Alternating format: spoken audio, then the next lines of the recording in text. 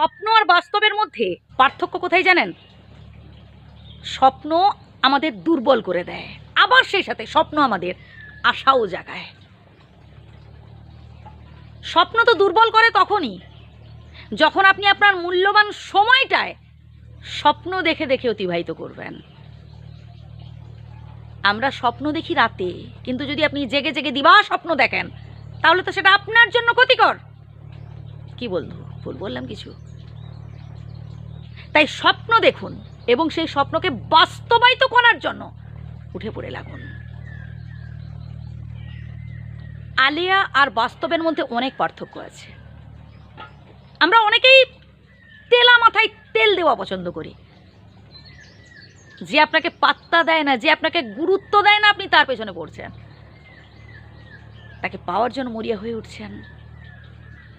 আরে ভাই, ওটা একটা আলেয়া।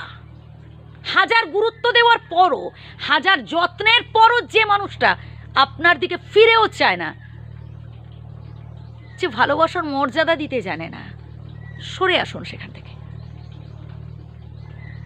এর থেকে বেটার নিজেকে গুরুত্ব দেওয়া। এই পৃথিবীর মানুষজন সেদিনই আপনার প্রশংসা করবে যেদিন আপনি জীবনে সফল হয়ে দেখাতে পারবেন। এই যে আজ এত মানুষ আপনার নিন্দা করছে, কটু কথা বলছে, আজে বাজে কথা বলছে, টন্টিটকারি করছে, আপনার ব্যর্থতা নিয়ে অট্টহাস্য করছে। আপনি আজ পর্যন্ত অনেক চেষ্টা করেছেন কিন্তু জীবনে সফল হতে পারেননি। নানান লোকে নানানভাবে আপনাকে ইরিটেটেড করার চেষ্টা করছে। কেন আপনি কষ্ট পাচ্ছেন? কেন মন খারাপ করছেন? কুকুরের কাজ কুকুর করেছে, কামড় দিয়েছে পায়। আবারও বলছি, কুকুরের কাজ কুকুর করেছে, কামড় দিয়েছে পায়। তাই বলে কি মানুষের কুকুরের পায়ে কামড় দেওয়া শোভা পায়?